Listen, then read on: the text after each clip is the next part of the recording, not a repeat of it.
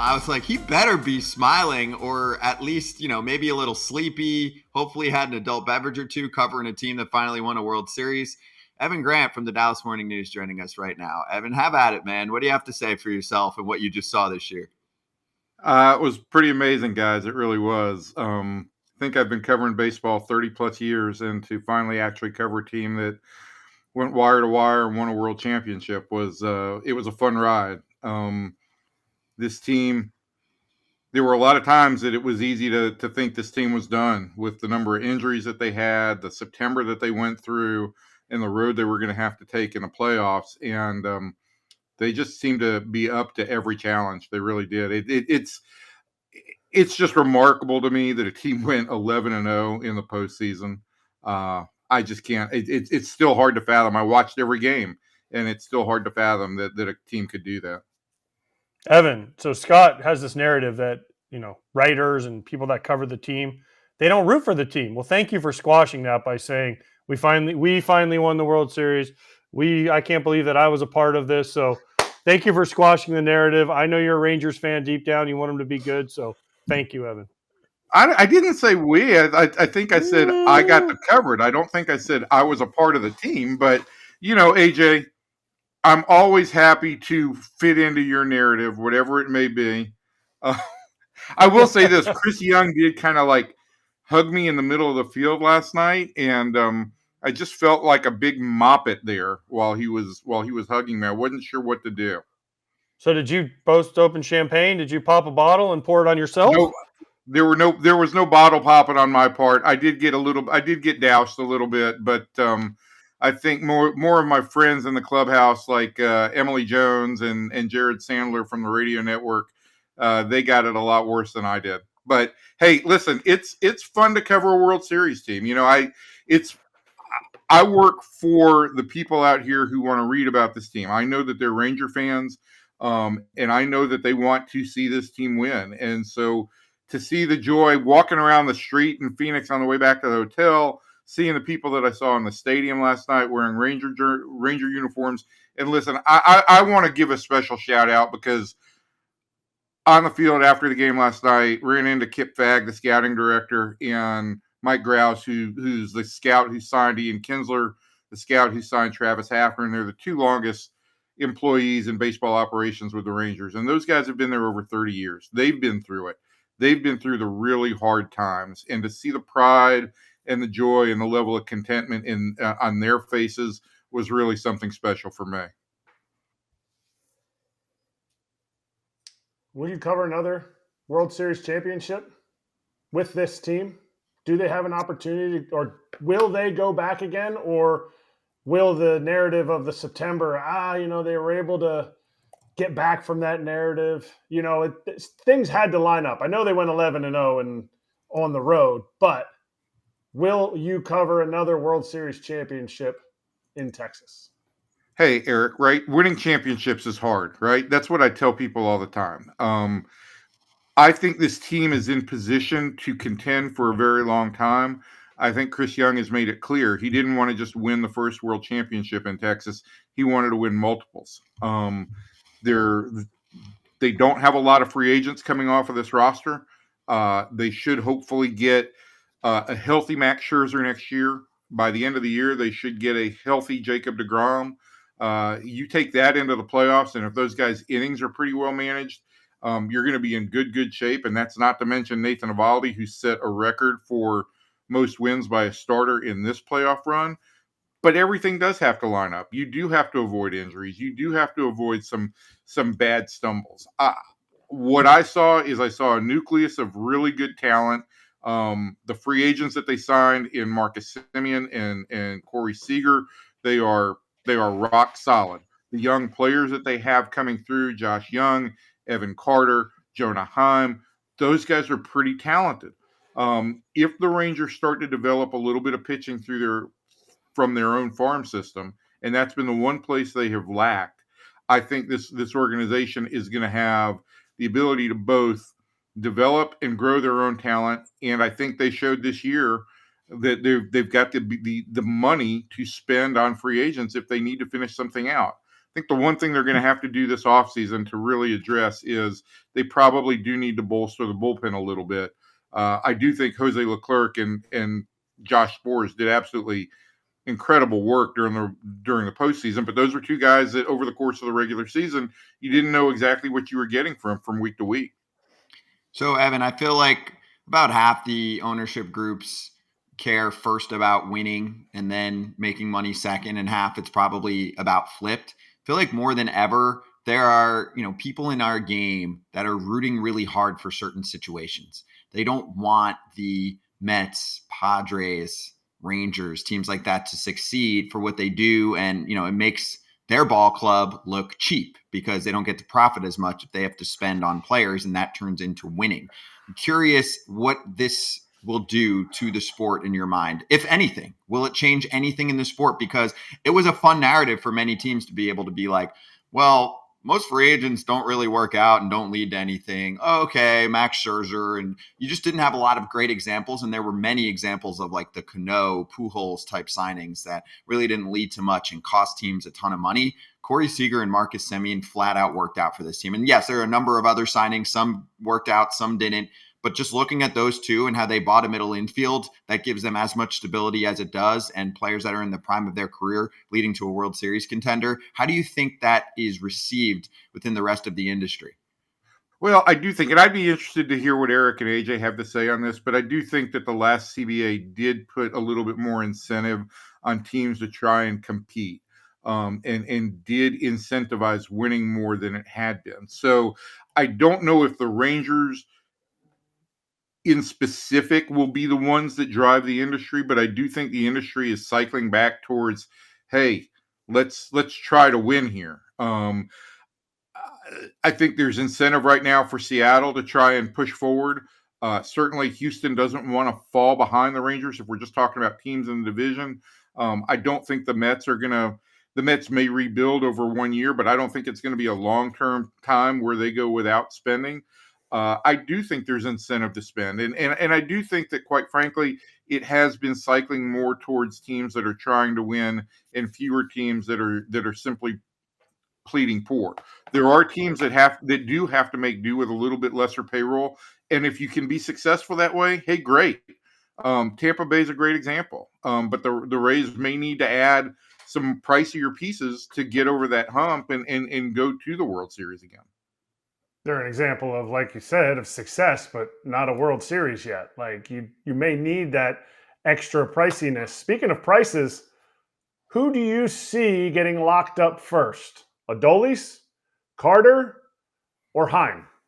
Are, to me, the top three that are on there. Young. What about Young? We should throw Young into that too, I think. I mean, okay, yeah, that's fair. My guess right now would probably be Heim. He and Adolis are both arbitration eligible this Right. winter. That's what I was thinking about. And I think that Jonah's probably going to be the most, I don't want to say club friendly. I just think it's going to be the most realistic one that they can do. Josh Young is a Boris client, so that's not going to probably take place anytime soon. Evan Carter, they may want to give a full year of experience to before they see exactly where they go. And Adolis, I think, he's going to be coming off that oblique injury. That's not a long-term injury. But I do wonder if they'll just let that one, especially with Wyatt Langford potentially sitting there in the wings, I wonder if they'll let that play out a little bit. Okay. Evan, I want to take you back to what you said about the scouts that have been part of the team for a long time. And I love that. I'm also thinking about the top of the front office. So Chris Young takes over, but it hasn't been very long. And I know he shouted out John Daniels, which I think was cool. So two-part question here. One, how do you think John Daniels feels like when you've been running an org for a long time and you built a lot, but then you didn't get to see the job finished as the head honcho? Do you think there is it bittersweet? Do you think, knowing him and his personality and covering him for a while, that he is genuinely happy and can take at least some of the credit here and take it as a win? And then I'll ask you the other part. I think John is happy for a lot of the people that are still in the front office are people he brought in, including Chris Young. And I think John is extremely happy for that group. And I think he's extremely happy for this group of players, many of whom he oversaw the acquisition of. I do think there's certainly that level of melancholy that, listen, you would like to have been a part of this. You would like to have checked that box off. And I do think that this is a guy who understands also that this is a business. He had 17 years running that front office. I think he feels like he got a fair shot. I think he feels like they came close and they just didn't get it done. And right now, it's more important for him to be happy for the people there. Josh Boyd is one of the guys that he hired when he first came in. He's now an assistant GM. He oversaw pro scouting. The guy was on the field in tears last night. I mean, wiping away tears of joy. And those are the kind of stories. Knowing who JD is, I don't think he can be anything but overjoyed for those people, and any kind of individual feelings. I think he's able to suppress at this point. Okay, so the second one is hypothetical and interesting, and I feel like you'd be the one to have some insight here, and there's no right answer. But do you think the Rangers win the World Series if Chris Young is not leading the front office in the way that he did? How much did you see change? Obviously, there were plenty of transactions since. Sometimes a team wins and you're like, oh, the last, management did basically everything during a rebuild and this person takes over. No, they did a lot. This roster, even in a year, has had a ton of turnover. And then I'm just curious in terms of philosophy, what Chris Young brought to the table in the front office that maybe they weren't doing. That even John Daniels said they feel like they felt a little behind the curve in some ways. And I think, Scott, I do think that they had started to catch up on a lot of that stuff, and in particular where they drafted. And in 1920 and going forward, I think their drafts have been a lot better. They produced Young, they produced Carter, they produced Wyatt Langford, and I think they changed a little bit of their approach on the draft. I think that when you talk about what Chris Young brings to the table, it's a real unique skill set, because you are talking about the best of the analytic era guys, right? You're talking about an Ivy League educated guy, but you're also talking about a guy who spent 12 years in the major leagues as a pitcher. So he's got both ends of the spectrum. And for what they needed to do and selling the pitchers that they needed to sell on coming here and buying into the vision, I think Chris was the right guy at the right time to kind of finish off some of those deals.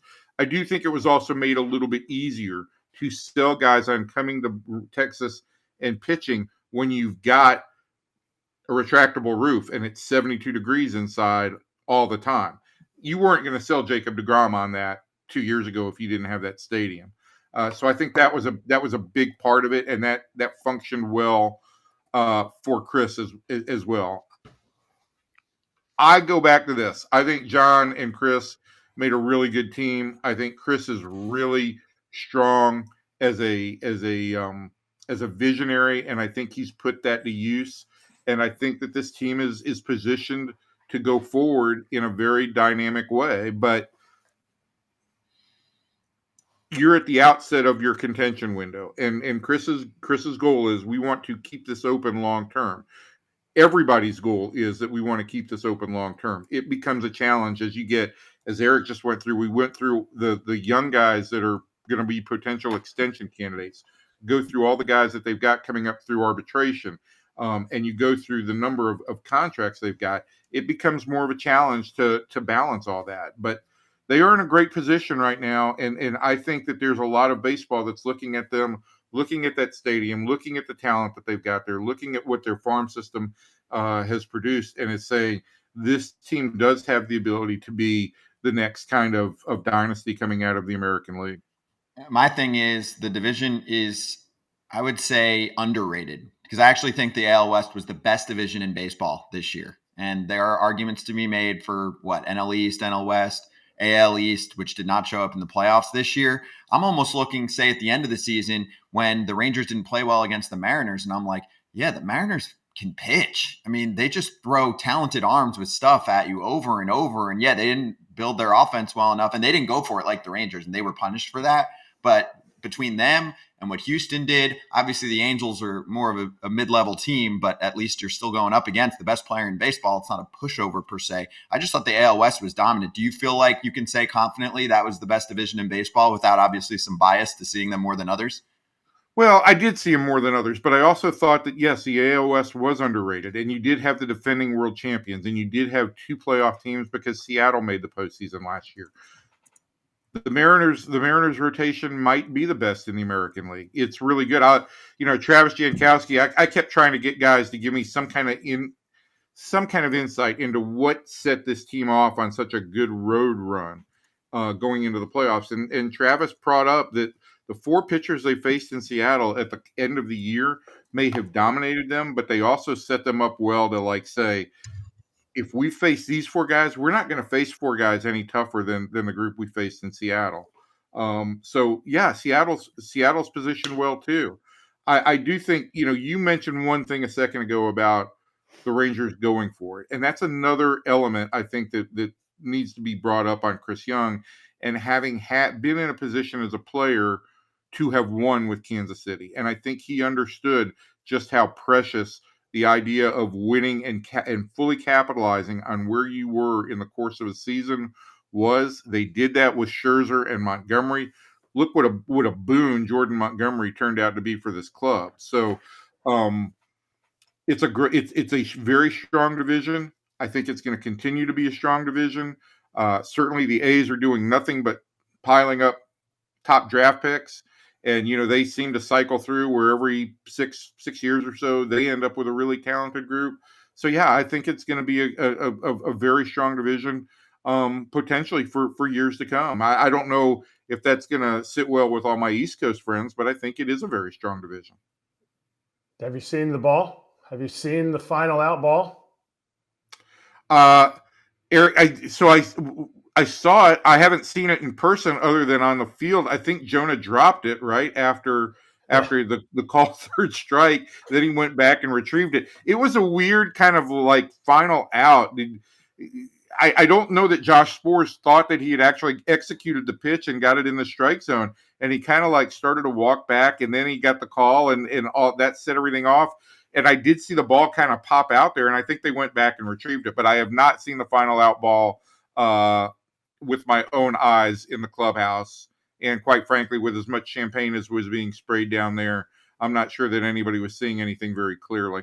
Hey, what's the wildest story from an individual player this year that made an impact for this team to win a World Series? I'll bring up 2 candidates. I mean, you can fill in the blanks if you want on them, but Sborz to me stands out for the wild ride that he had. It's not like we were looking at this dude like, oh, here's a stud high leverage reliever when we were entering the season. And then one of my favorite tweets from last night was, I think it was Tim Healy who said, who would have thought that of the former Mets, not DeGrom, not Scherzer, but Travis Jankowski makes the biggest impact in the World Series for this team. And they're both great stories. And they kept Josh Sborz on this roster all winter after a poor season last year, basically because of metrics, because his curveball played up so high on all their data, because his fastball, when he commanded it, played up so high. He had an awful spring training, and I didn't think he was going to make the roster. Then he had a good start to the season.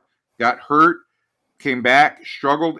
I thought in September he gave up, I think it was 5 runs in 2/3 of an inning to Houston, and it was the end of a horrible stretch. And I thought, there's no way this guy pitches in a leverage situation again for this team. And what does he do? He rolls off a 0.75 ERA in the postseason, 340 OPS.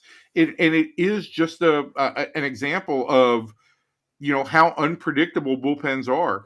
Sborz and Leclerc had their ups and downs all during the season. They were rock solid in the postseason for this club. As for Jankowski, listen, I think anybody who's been around Travis thinks he's a really endearing player, a really good guy to be around, good personality, a good clubhouse guy. The question has always been, could he hit? I think Donnie Ecker really liked Donnie Ecker, the hitting coach or bench coach and offensive coordinator, really liked the possibilities of what Jankowski could do from the left-hand side. I think they spent a lot of time with spring training with him, even though he didn't get results. And listen, this was a guy who still wasn't going to make the roster until it became clear that Leody Taveras. Here's right. This is a great beginning and ending story. The season began with Leody Taveras on the IL because of an oblique, and that's why Jankowski made the roster. It ended with Adolis Garcia unavailable because of an oblique, and that's why Jankowski was playing right field in the last 2 games of the World Series. So he's been a great story. I think there's so many guys on this team that won for the first time, guys who have been around. Look, even Brad Miller didn't play in the last 2 months of the season, and this was a guy last night so thankful to be around this club and to be involved in what they were doing. And I have to mention Robbie Grossman as well. This is a guy who's played in the big leagues for 10 years. He's been with a lot of teams that haven't won. He cherished this. And there were a lot of guys. And I think this is part of why the Rangers were as good as they were down the stretch or in the postseason. There are a lot of guys here who really cherish the opportunity to win. Evan, Armand in the chat wanted to know, and I want to know also, is re-signing Montgomery the number one priority? Do you think the Rangers make that a big priority for him? My guess, AJ, at this point, if you've got DeGrom and you've got Scherzer, you've got 2 guys basically making $60 million between the 2 of them. I think Jordan Montgomery has pushed his price point per year well above $20 million with the run he had in August and September and the postseason. I do think that this club's biggest need is a really reliable closer. I don't know if they're now convinced that by picking up Leclerc's option, that's the way they want to go. But I think the first thing that they will look at is how can we really fortify this bullpen. I think that's their first priority this offseason. So can we say Hader? Ooh. Hader to the Rangers? Evan Grant just broke? Yeah, I just broke that. Yeah, right. Let's throw this out there. They like to make deals with the Mets. If Edwin Diaz is healthy, why not go get Edwin Diaz? I love that. Hey, let's finish with this because it's fresh. I think it just came out in the last, within the hour, maybe even while we were on. I'm seeing people say that on FT host Adam Jones' pod, he has Nelson Cruz on, who said that he's retiring. So you could kind of see that coming in this last year and a half or so. Obviously, he was able to perform at a high level for a while. So wanted to get your take on Nelson Cruz as the player. If you think he's going to be, I don't know, a manager, a part of baseball, Pujols is now one of the league guys, and also what you think his reputation is like outside of Texas, because obviously he's beloved there, but he did have, he was caught using steroids. And there was that one play in 2011 that didn't get made. Listen, I think that talking to Adrian Beltre last night, talking to Michael Young, talking to Ian Kinsler, all members of the 2011 team, I think they all felt like this win last night took some burden off that 2011 team that didn't get it done. And I think a lot was placed unfairly on Cruz in that situation because he was the guy that didn't make that catch. And so, maybe it is appropriate that the Rangers close this chapter, win the World Series, and Nelson officially says he's going to hang it up. I think he will be involved in baseball. He certainly, I don't know if I should even say this, but there's certain people that are involved as the face of baseball who have had some, what should we say, some PED situations in the past. And certainly Nelson has done a good job of rehabilitating his image. He's been involved with the Dominican team in the WBC. And I think everywhere he's gone, people have thought this is a genuinely good human who, got involved in some stuff that he shouldn't have gotten involved in, but he has a lot to offer. And he was a good teammate here. His teammates liked him. He was good for the young Latin players. And I think there will be a place for Nelson Cruz in baseball. By the way, I think you can say that because it's not speculation. It's actually stuff that's been proven, if you know what I'm saying, where there's other guys that still fight that they didn't do it. I listen, I don't want to say anything about anybody. I don't like to stir up controversy except with AJ.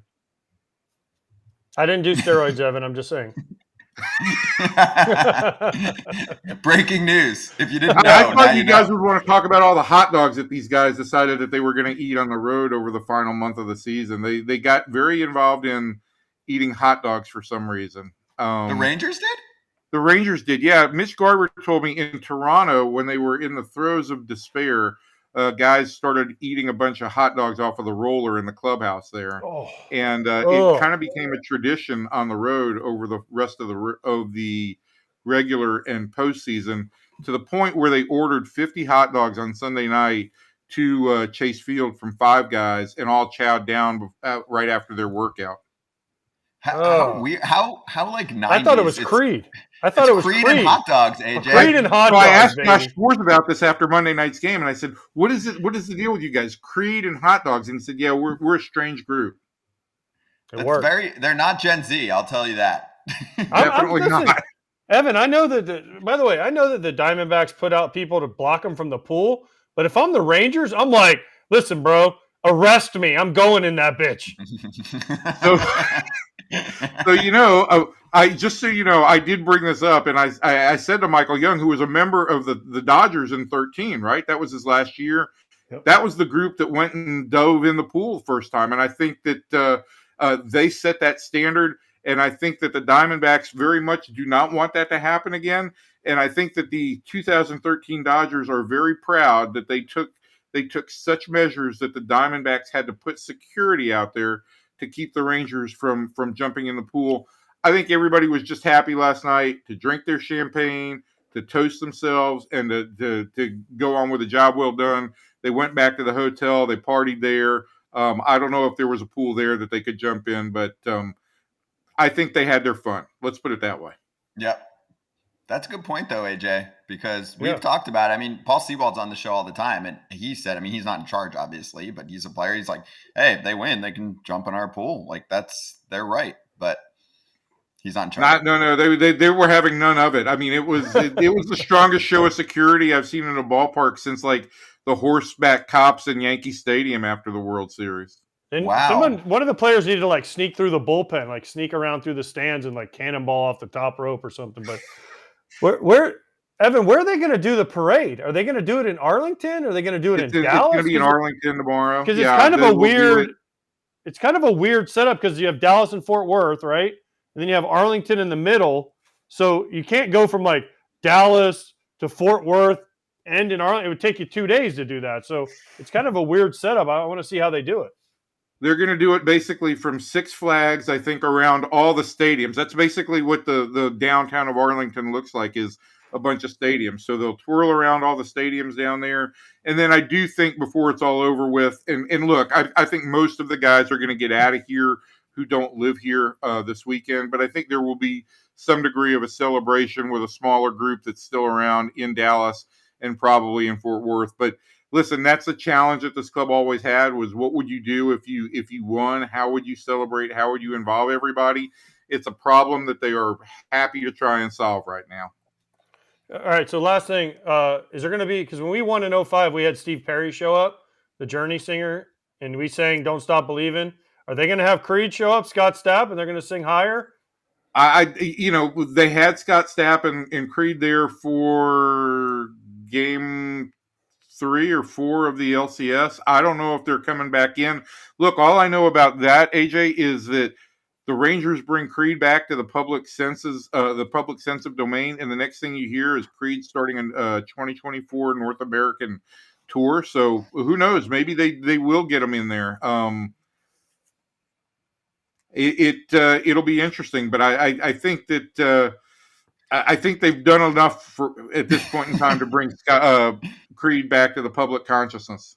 Yeah, and also I'll finish with this. Where's the All-Star game next year? All-Star game is in Arlington. Oh, that's baby, cool. It's a renaissance period right now in Dallas Fort Worth area for baseball. Man, they're getting it all right now. That's really cool. It's gonna be yeah. And listen, I think people haven't been to an All-Star game in a while. They don't know quite what they're missing. It's become such a big spectacle and such a big celebration of the game.